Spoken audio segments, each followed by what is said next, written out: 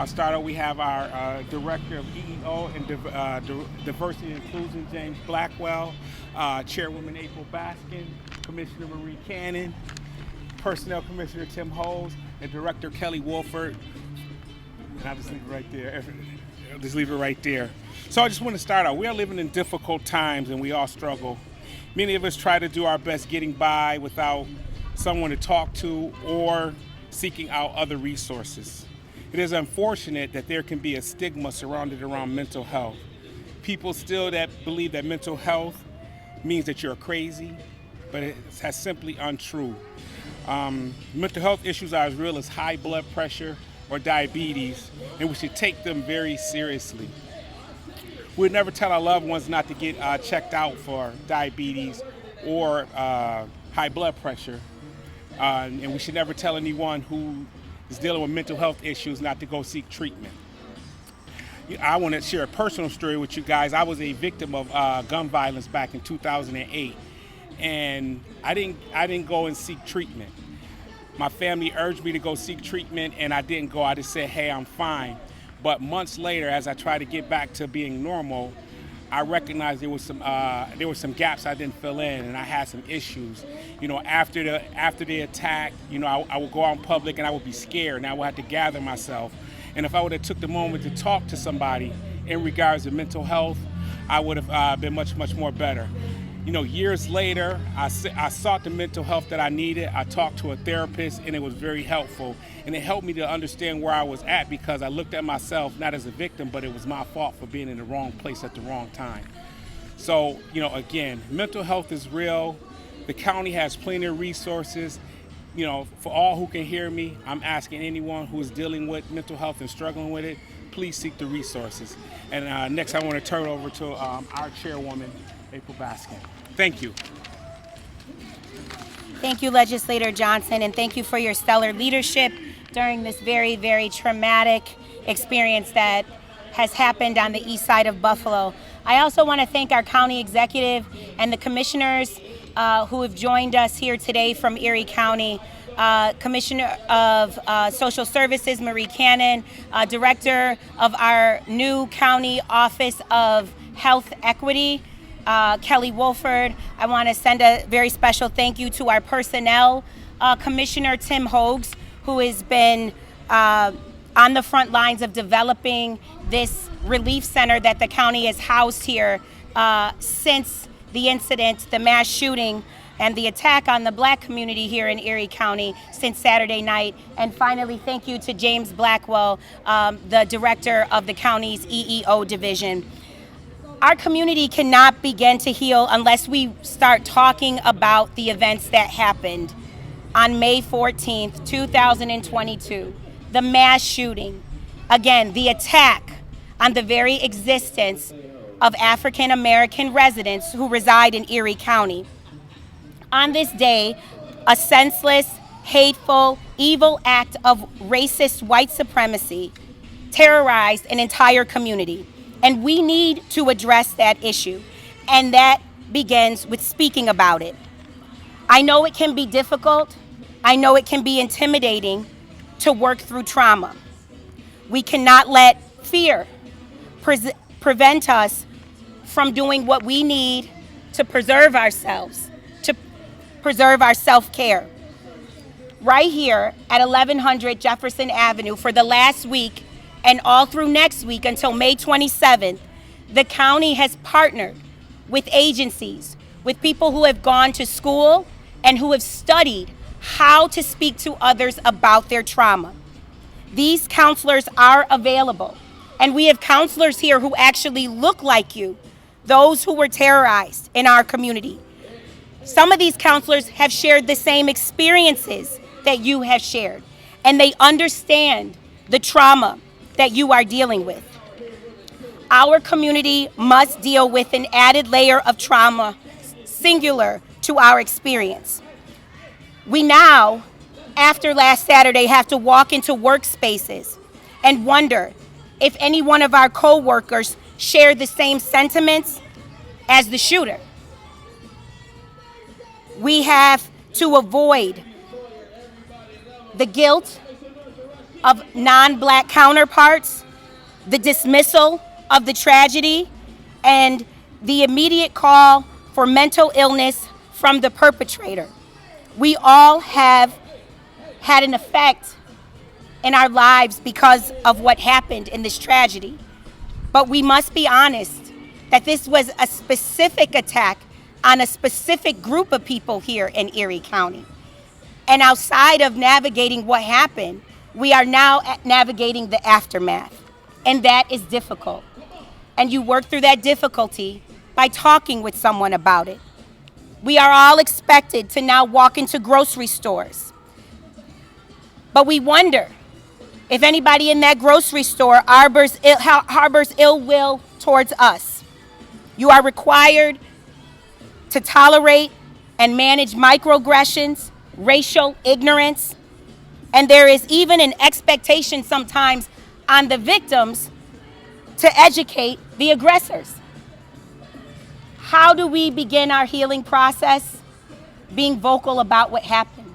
And when you grow up in a community where it's not uncommon to see someone stabbed in front of you, shot in front of you, where it's not uncommon to see your parents fight, people beat on each other, for you yourself to be beaten, for you to see people getting jumped, for you to see blood, for you to see drugs. You become very normalized by this trauma, and you don't think that it's anything different. But inside, that is all weighing on us. And at some point, it comes out. It comes out in the worst ways. And what we're doing here in Erie County is offering you an opportunity to process it, to deal with it, to have a trusted person to talk to about it, so that you don't have to face consequences as the victim. We're living in a time right now where black people are fighting just for their very existence. They're fighting for the right to just exist. That is a terrible, terrible, terrible burden to have to carry every single day. So again, I thank the leadership of Erie County, all of the department heads who work in this space, who have come together to make this center available all last week and all this coming week for you and your family to recognize what's happened to you and what's happened to our community, and what consistently happens to our community is not okay. And though they want us to believe that it is a norm, it is not a norm, and we will not accept it as a norm. If we want to do better, if we want to demand better, we have to first understand what is happening to us and work through it.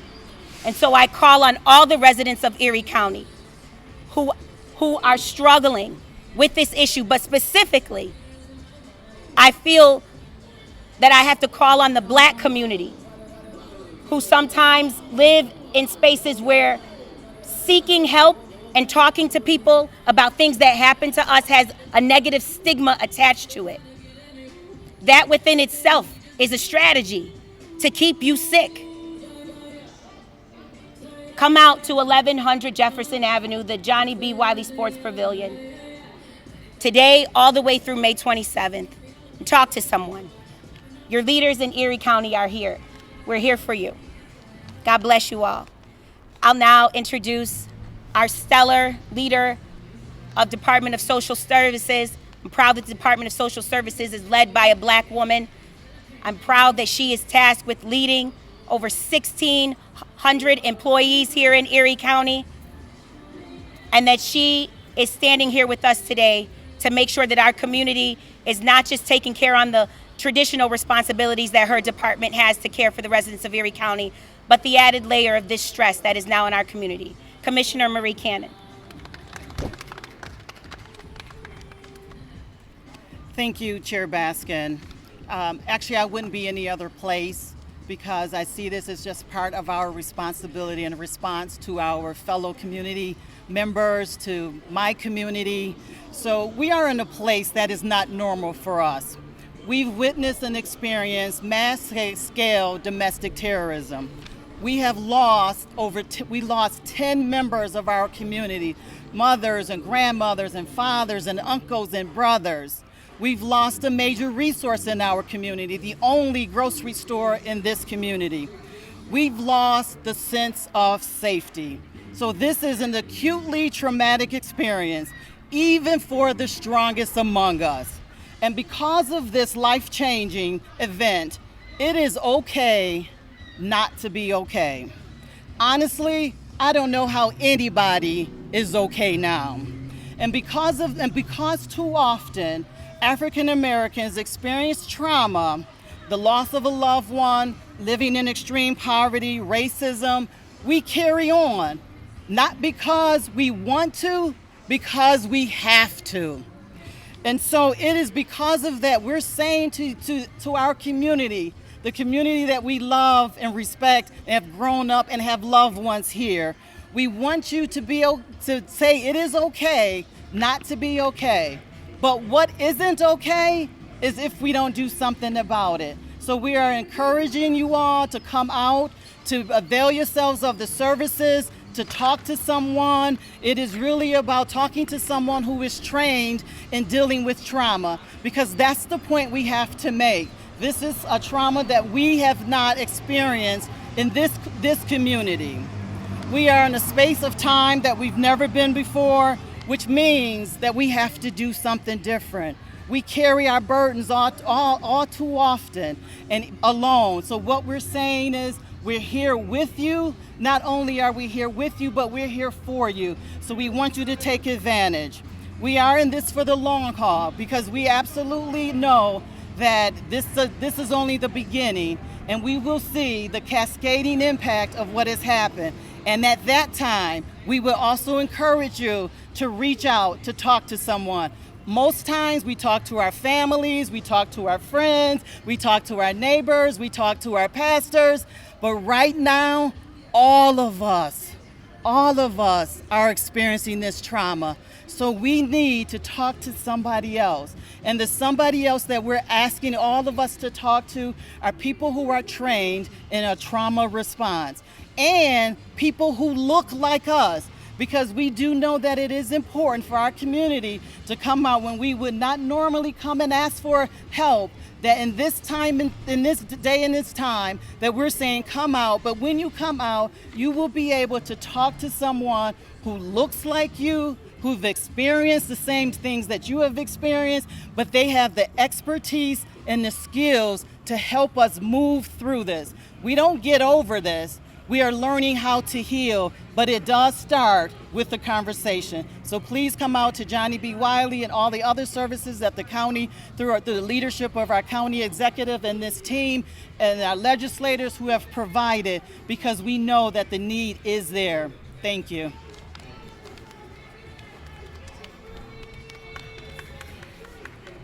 As someone that lives with several mental health conditions, let me just say that mental illness is not an excuse for poor, bad, malicious, malintent behavior. It is not acceptable. That being said, we have all been traumatized, and this is a place where we can begin to heal together. It is imperative, it is important, it is necessary, it is crucial, it is critical that we begin to heal together. And there are people here at 1100 Jefferson Avenue that are here to help us heal. It is okay to not be okay. It is okay to ask for help. You all have heard it, black don't crack. Yes, it does, and we can shatter in a million pieces. But today is the day that we can decide to heal together. So I encourage you to please come out. You can seek my face, I'll be here. You can speak to our counselors that are here, our grief counselors, our therapists, our peers that are here to help us heal together. Thank you. So my name is Tim Hogues. I am the Personnel Commissioner for Erie County Government. And you say, hey, why do we have the Personnel Commissioner here on site? Well, Personnel Commissioner lives in this neighborhood, lives a couple blocks from where the incident happened. I was on site on my way into Tops 2 minutes after the incident happened. So it's personal for the Personnel Commissioner. So what do we have going on here at 1100 Jefferson Avenue? We have individuals here to talk and support the families of the community. We have individuals that are showing that we matter. We have individuals showing that it's important to take care of yourself. So I want to thank a few people and organizations that have been critical in this space. Our friends at WUFO, they have been supportive in trying to get the message out. We have our friends at WBLK that were here in the first few days. Important partner is the Feed More organization of Western New York. It has been critical. We've delivered over 300 to 400 bags of groceries to families each and every day. We have the Buffalo Public School System has been here. Say Yes has been here. The University of Buffalo basketball team and football team, they're currently here today helping out and making sure that we give the resources to the individuals. So what else is happening? We have our volunteer coordinator, Andrew Mclaren. He is coordinating efforts for individuals to go out and canvass the neighborhoods to see what the needs are of this community. If individuals do not have the ability to get to our site, we can get the food and services to you. So that is a huge effort. We have our operations director on the site, James Blackwell, coordinating the activities that are taking place on here. And so we are just here for you, here for the community, here to talk. We are available. And here's my ask of the community, the entire community. We must come together with a strategy going forward that we will love black people, that we will treat black people as equal, that we will have an equity lens in everything that we do. And so we're calling on all colors. We're calling on white male Caucasians, businesses to participate. So we've seen an outpouring of individuals asking and organizations asking, what can we do? You can be a part of the solution. And I would be remiss if I didn't thank our site coordinator for this incident here, Deputy County Executive Maria Wright, who has been critical in coordinating all the efforts since the beginning. And so right here, you do not see our Commissioner of Mental Health, Mark O'Brien, because he is coordinating with 347 East Ferry to make sure that that happens. And so I appreciate y'all. I think we need everyone to understand that this is important and critical. Jefferson Avenue is now back open to traffic, and there's a critical conversation that I'm hearing on the radio that this community needs to be a part of. I'm hearing conversations about what's going to happen with Tops Market, but I'm not hearing black voices have that conversation. No disrespect to WBEN, but I'm hearing that conversation on WBEN, talking about what should happen to the resource that is in the black community. And so I'm going to challenge black people to speak up, let your voices be heard about what you want to see in your community. And eventually we'll get there together.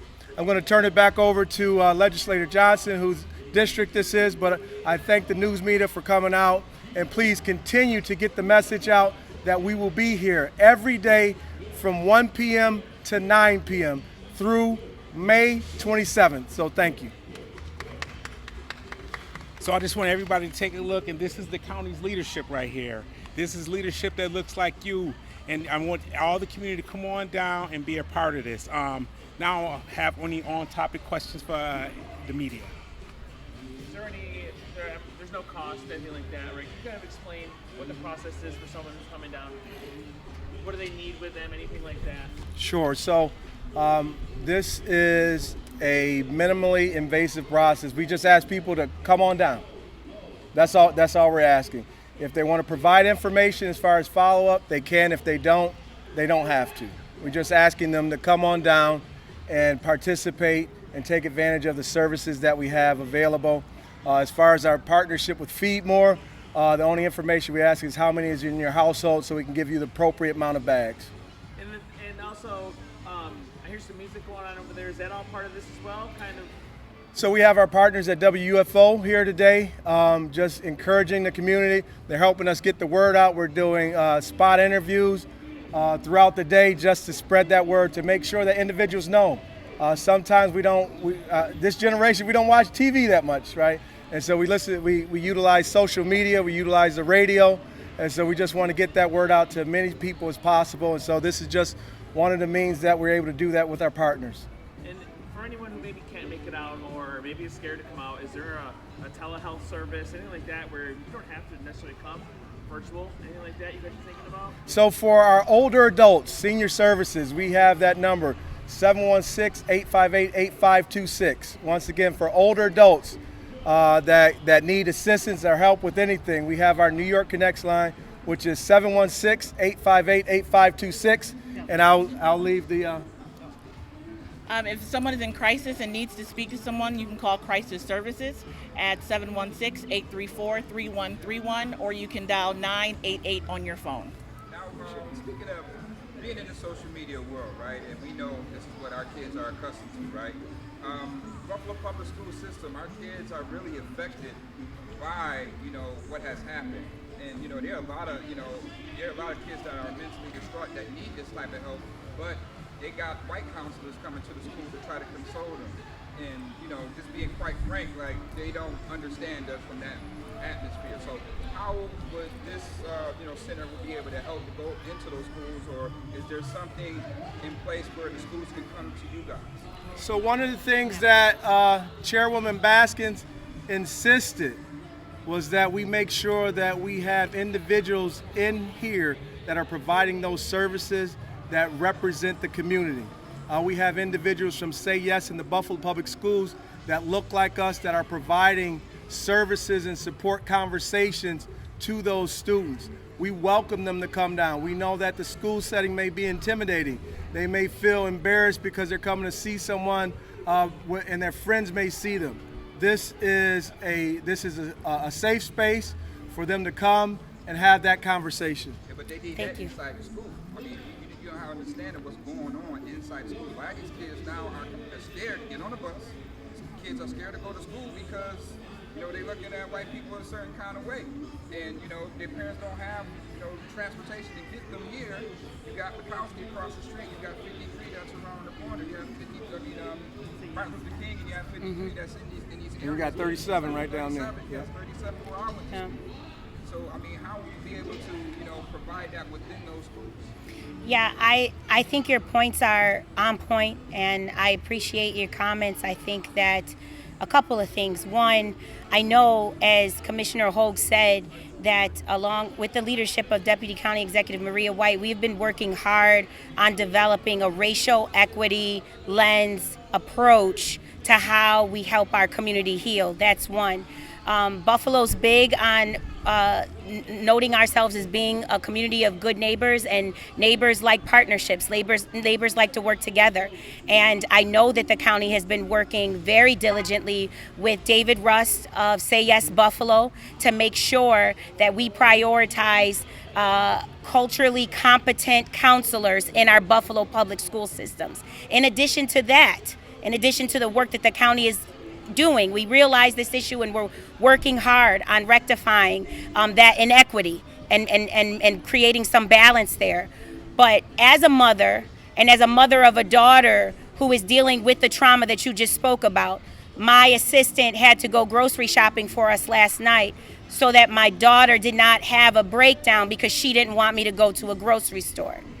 Later, my baby boy needed a pacifier. I myself got out the car to go to Rite Aid on Main and Fillmore, thought I was okay until I reached an aisle. My heart started racing and I started peering around the aisle. So if I myself am dealing with this, as an adult, as a black woman, and then I see it in my daughter, I know that there are other parents and families out there struggling with this as well. We have to take it upon ourselves to reach out to community resources and mentoring groups that operate in our community, and not just make the responsibility solely on the schools. So I know Tiffany Lewis, who is joining us here today, she's wearing her t-shirt for her program, Confident Girl Mentoring. They receive county funding, and they are a mentoring group that is here for the community. So if you look that organization up as a parent who is going to say, along with the county and Say Yes and all of these partnerships that are happening, I myself am going to be proactive for my child's psychological development and having to go through all of this. And I'm going to find organizations like Confident Girl Mentoring, Kelly Galloway, who also is an agency that receives county funding, leads Mona's House, and Mona's House has a component for mentoring. I think Boys and Girls Clubs. I got a email from Sherry McDonald, who is the CEO of the region here in Buffalo, and she told me we're working on finding black counselors. That's what I like here today with my colleagues in county government. Nobody's shying away from saying the word black people. That's what we have to do. This was an attack on black people. It's black people who are going to suffer differently than our counterparts. We're not saying that others don't. But what you're saying, sir, is our children are suffering in a very specific way. Black children are.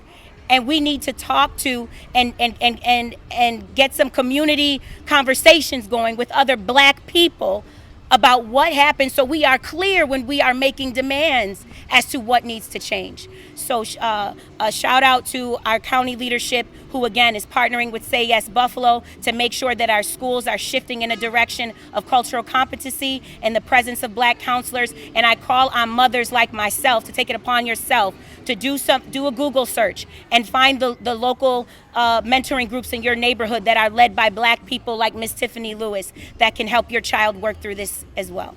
So the other thing I like to say real quick, and I apologize for not mentioning this young man earlier, but the director of the Johnnie B. Wiley facility right here, Cedric Holloway, has been instrumental in clearing the schedule so we can be here.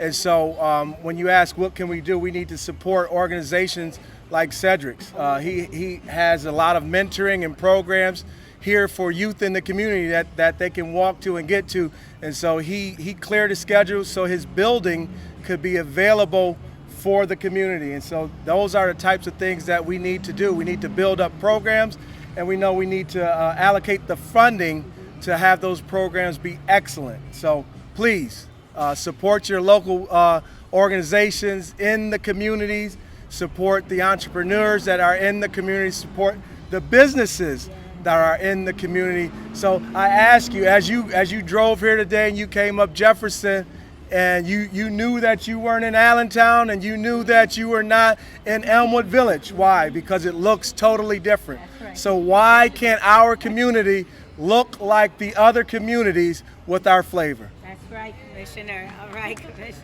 And I think what this incident did is much like COVID, is just expose some gaps. Right.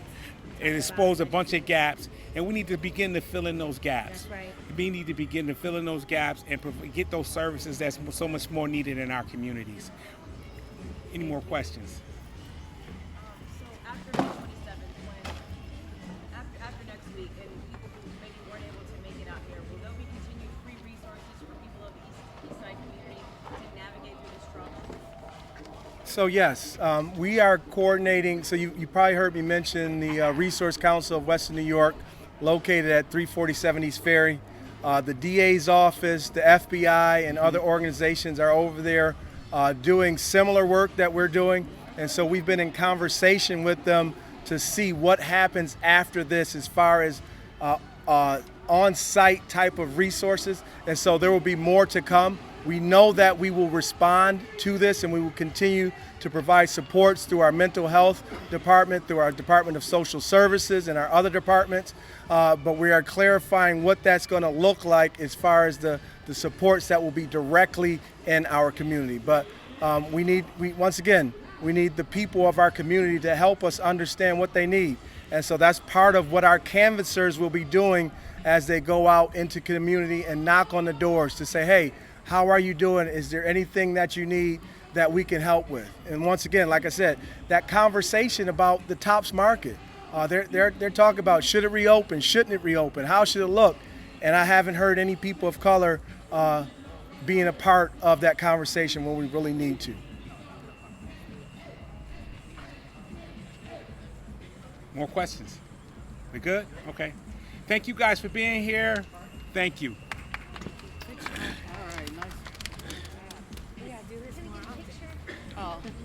Oh.